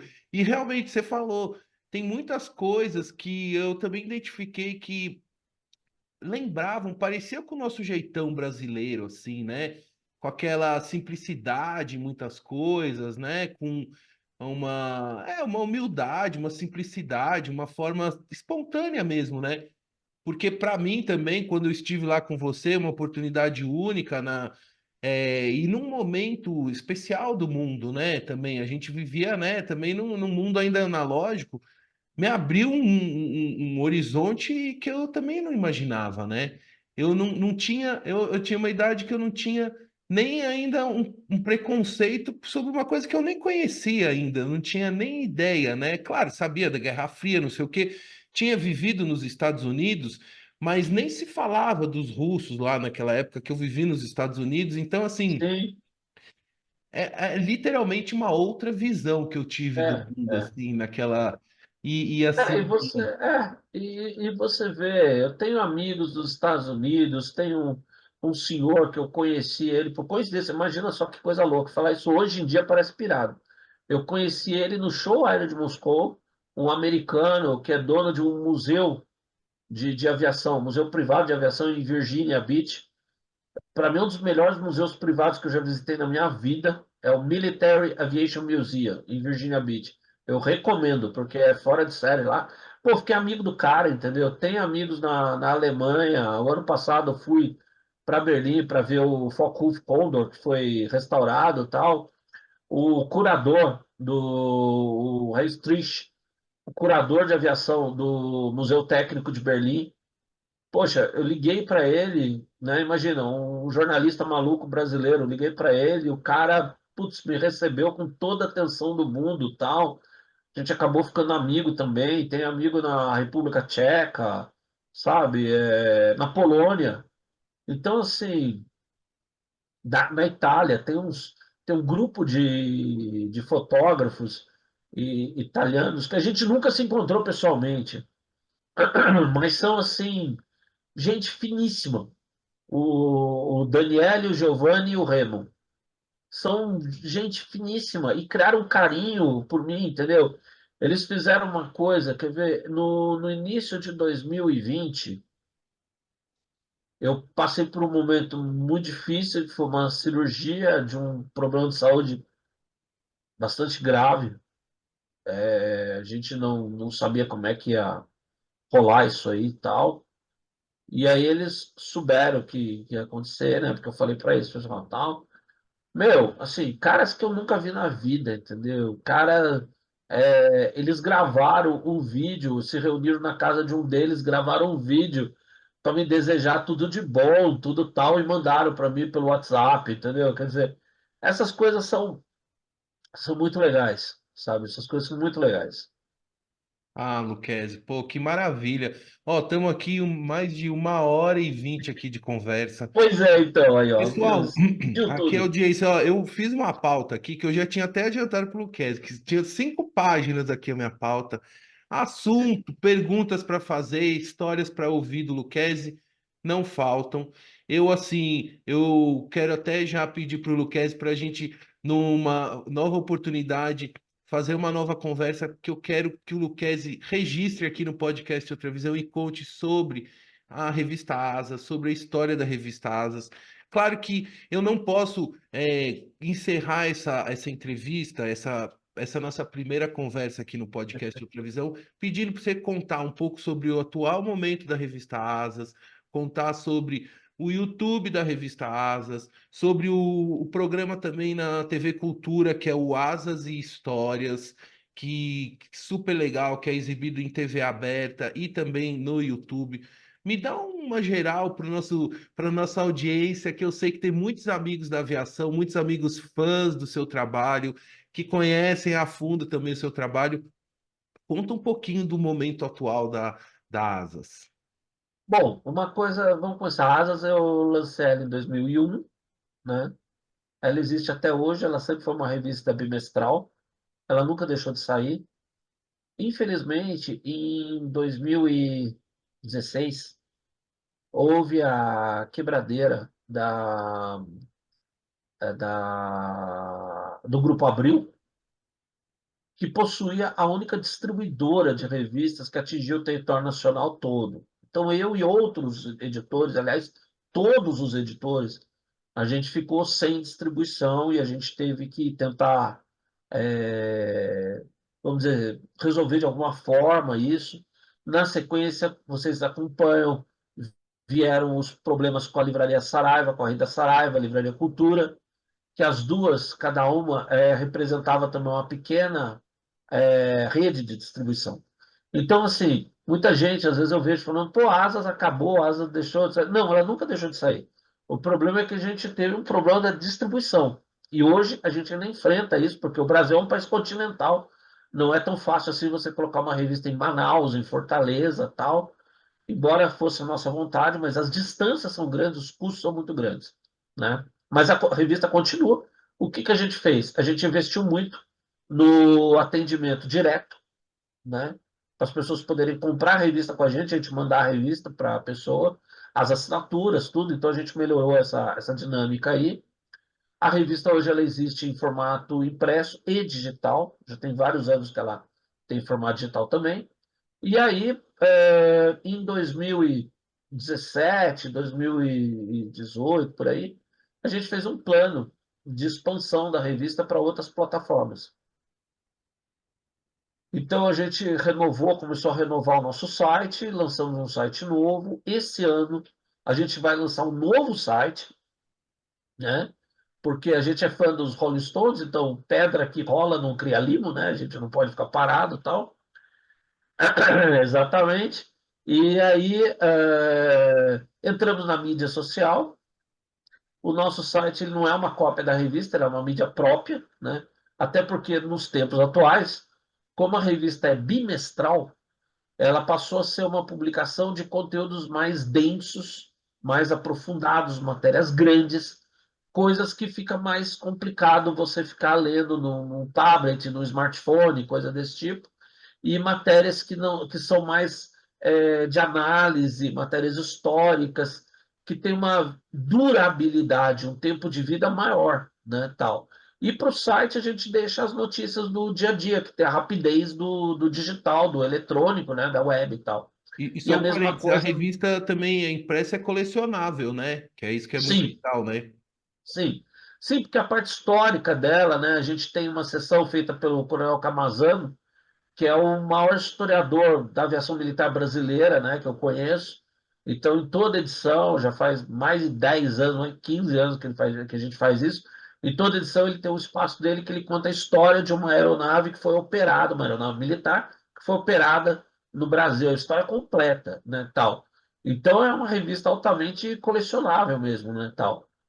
E aí a gente entrou na mídia social, no Insta, no Face. O Face ainda é uma plataforma muito eficiente, principalmente para o nosso público, para o público de aviação, talvez questão de faixa etária e tal. E em 2020, naquele momento de pandemia, naquele momento de todo mundo preso dentro de casa, tudo, né? A gente lançou o canal no YouTube. E no canal a gente fez um projeto, né? Que a gente decidiu sacrificar um pouco a monetização direta da plataforma, que é muito ligada a uma a quantidade, né? Vamos dizer assim, a gente fez uma aposta de qualidade e não de quantidade, né? E em troca desse sacrifício, a gente apresentar um conteúdo mais completo, mais bem feito, mais profundo, mais correto até, né? Fazendo jus ao nome da Asas, a nossa história aí de mais de 23 anos, né, tal. Então a gente foi e fica muito satisfeito, né, com o resultado. Eu vou brincar que a gente tem o nosso canal tem não tem o maior, mas tem o melhor público do YouTube, né, de aviação. É um público que você vê que entende do assunto, e aprende com o canal. Isso me deixa muito envaidecido, porque ó, quando você vê que o cara que está assistindo coisa entende daquilo e fala, poxa, isso eu não sabia. Você fala, caramba, ó, aí atingimos nosso objetivo, entendeu? Surpreendemos o cara que conhece. Esse é o nosso objetivo, né? E sair do lugar comum, né, cara? Esse sempre foi uma meta nossa. Então a gente fala de aviação japonesa, fala de aviação italiana na guerra, né? Eu falei aqui dos mitos, das coisas com a aviação soviética, pô, você não imagina com a italiana, né? Que tem preconceitos, tem ideias pré-concebidas, né? Até com a aviação japonesa também. Então a gente fala dessas aviações, hoje fala muito da aviação chinesa, né? Então a gente trabalha tudo isso, aviação comercial, aviação executiva, aviação militar, não é só aviação militar. Então, hoje as plataformas são essas, né? Estamos abrindo a editora para edição de livros, livros inclusive de autor, livros que não são de aviação, né? Já estamos lançando o segundo livro, que é uma edição de autor que não é de aviação, então se você quiser publicar seu livro, procura a gente está aqui para isso É a, também. é a rota cultural, É. certo? Isso, isso. Inclusive, E a só fazendo um editora, parênteses, Lucas, eu já recebi é, aqui um autor que publicou aí pela Rota Cultural, que é o Fábio Passalacqua, isso, questão de Fábio, aventura, exatamente. que ele já me falou que Exatamente, já está exatamente. preparando um segundo episódio. Isso mesmo. Porque assim, a gente teve, né? A gente adquiriu durante esses 23 anos uma expertise muito grande, né? A gente já editou muita coisa nossa, tal, e a equipe só melhorou, né? Só melhorou. Hoje a gente tem um diretor de arte, um diagramador que é o Caio, que é fantástico, só agregou, melhorou muito a qualidade com relação ao que a gente tinha antes, né? A gente tem um jornalista baseado em Brasília, o Humberto Leite, que foi inclusive do Secom Saer, foi do Centro de Comunicação da Aeronáutica, né? Que é um cara que realmente tem cabeça de jornalista, né? Agregou muito, muito, tem um texto muito bom. Então a revista ela só melhorou, né? O nosso conteúdo só melhorou nesse tempo todo, né? No canal a gente tem a Ariadne Barroso, que é fantástica. Eu brinco que ela é a nossa Stanley Kubrick, né? Porque ela que faz a finalização dos vídeos, a montagem, aquela coisa toda. É. E, e tem que ter um talento especial que é para lidar comigo, né? De vez em quando aparece com umas ideias malucas aí e tal. Olha, resolve isso. Eu acho que fica legal fazer isso, tá? Então, assim, Eu queria então a até te equipe foi tão perguntar o boa. seguinte também, como é que foi para você, Luquezzi, ir para o vídeo? Eu sei que você já deu várias entrevistas em TV, não sei o quê, mas de repente você, no seu canal, quer dizer, tendo que aparecer mesmo, né? Mostrar a cara, Cara, foi assim muito como eu aqui esquisito. também. Eu sempre fui o cara atrás das câmeras, né? É, Da então, eu te tela falei, aqui, agora a gente está na exato, frente. cara.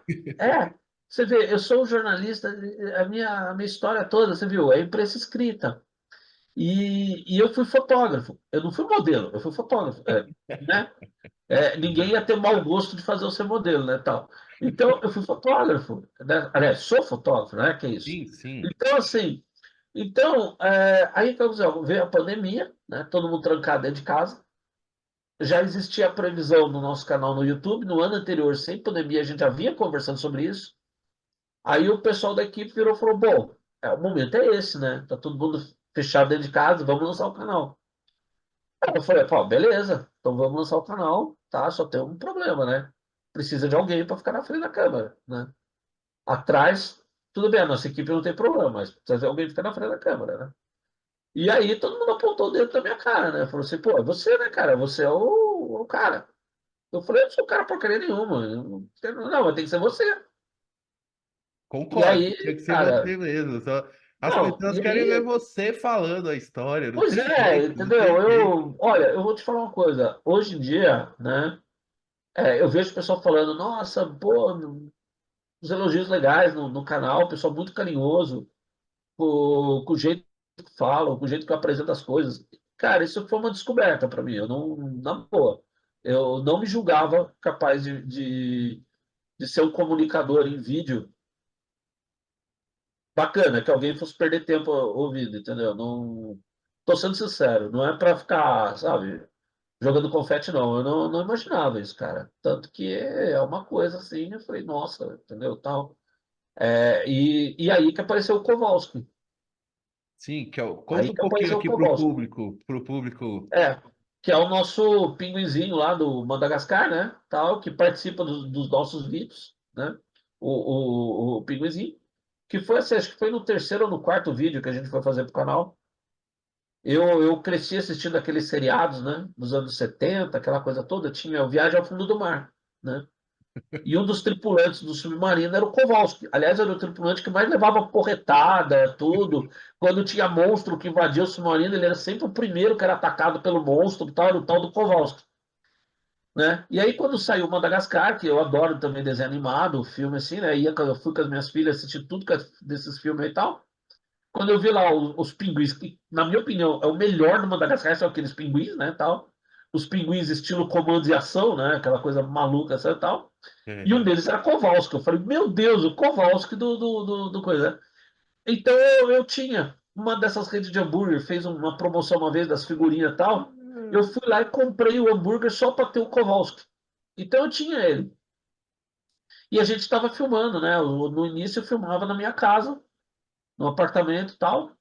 A pandemia, né? Tal. E tinha a minha coisa de montar os meus kits tal. E o Kowalski tá em cima na prateleira, né?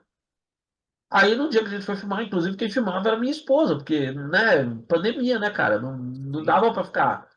A Yardney fez uns tutorial pra gente, para acertar as imagens. A gente acertava, mandava foto para ela, dela, tal, pá, né? E a minha esposa, aliás, também se revelou uma filmmaker, assim, de E foi matar, viu, produzindo. cara? Ela é o meu Spielberg particular. Que aí nessa época você estava fazendo aquele o Sextou, né? O quadro Sextou. Isso, a gente começou com o Sextou. Isso. E que era o de cultura, né, de filmes, dica de filmes, tudo tal, porque eu quis começar o canal com alguma coisa diferente do que os caras Uhum. mostravam em outros canais. Como a gente estava começando, eu falei, não vamos começar falando de modelo de avião, porque isso já está em tudo quanto é canal de avião, fala de avião, de modelo de avião. Vamos começar falando de filmes, de arte ligada à aviação, tal, para ser Ah, a cara da Atlas, né? e era um Tal. momento super oportuno, né, Luquezzi? É, Porque é, as pessoas estavam em casa com essa isso, disponibilidade, com esse isso. interesse mais aflorado também, né? Exatamente, exatamente. O que que eu vou assistir na televisão, entendeu? Tá, pá, aquela coisa toda. Aí no terceiro, quarto vídeo lá, antes da gente começar a gravar, eu catei a figurinha do Kowalski que estava na prateleira e coloquei do meu lado, eu coloquei na mesinha assim do lado, né? Minha mulher não se incomodou, ficou na dela, Rejane e tal. Quando começou, falou, não, porque estamos aqui, vamos falar de qualquer coisa. Não é comer o Kowalski, tal, não sei o que lá, tal. E ela seguiu filmando, né? Quando a gente terminou de filmar, ela virou para mim, mas que foi isso? Eu falei assim, como assim? Que papo é esse de Kowalski? Você falou com o pinguim, com o bonequinho do pinguim. Eu falei assim, ah, meu, eu tô cansado de ficar na frente dessa câmera sozinho. Tô cansado. É muita pressão. Eu falei assim, deixa o Kowalski ficar aí. E o gozado é que sim, pegou, né, meu? É muito legal. A gente foi fazer entrevista com o Luiz Carlos Afonso, que é um cara que eu sou fã dele, vice-presidente da Embraer, né, de desenvolvimento, de tecnologia e tal. E, pô, quando eu cheguei lá, ele olhou pra minha cara, mas cadê o Kowalski? Eu falei, pô, Ah, você não trouxe o Kowalski. É, inclusive você produz várias entrevistas em loco, né? Vai com a equipe, sim, tudo, né? sim, Tudo. Pô, sim. eu Quando quero. é possível, a gente tenta fazer em loco. É, porque imagino que uma estrutura, uma logística, equipamento, tudo, enfim, é uma produção de televisão, né? Uma produção de vídeo Sim, em sim, loco, e enfim, eu imagino o investimento de tempo e em equipamento, tudo para conseguir sim. viabilizar tudo isso daí. Pô, Luquezzi, tem tanto assunto aqui, tanta coisa para conversar. Realmente vou caminhando agora para o final, agradecendo muito a Tá, você pelo carinho, pela por disponibilizar um pouco do seu tempo para conversar comigo, para compartilhar um pouco das suas histórias, memórias e pensamentos, lembranças aqui comigo e com a audiência aqui do podcast Outra Visão, que com certeza vai adorar. Queria agradecer muito a todos que acompanharam até aqui esse episódio. Agradecer também a Regiane, esposa do Luquezzi, a Natasha, a Vitória, a todos os familiares do Lucchesi, a todos os amigos em comum, amigos fotógrafos, jornalistas, entusiastas da aviação, apaixonados pela aviação, como eu também sou. Lucchesi, para a gente fechar a nossa conversa hoje, que é a primeira de outras que virão, deixa uma mensagem final aqui para a nossa audiência. Olha, cara, puxa, o que que eu vou falar, cara? Olha só. Ah, olha, o que eu posso falar é o seguinte. É um negócio que pode parecer meio chavão, assim, cara, mas assim, é, valoriza, valorizem sempre a pessoa que está do seu lado, de família, principalmente, entendeu? Porque no final das contas, entendeu?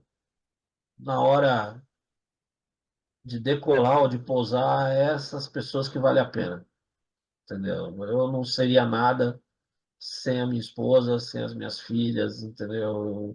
E eu sei a falta que eu sinto dos meus pais, do meu pai e da minha mãe. Então, quer dizer, eu acho que isso é fundamental, valorizar isso, as minhas irmãs que eu tenho e tal.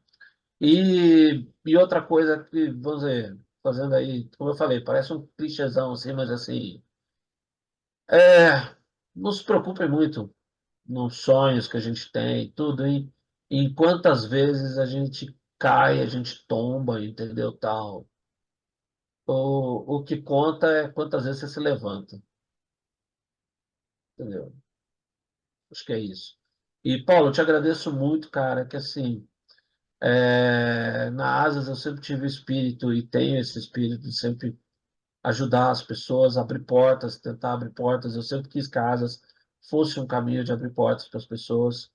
É, e você é um dos caras que eu. Você disse tudo isso aí que eu te ajudei. Eu não sei se eu te ajudei tudo isso, mas você é um dos caras que eu acho que eu colaborei para abrir uma porta aí. Mas, assim, pô, dos caras aí, você é um dos que eu mais me orgulho, cara, porque você criou uma.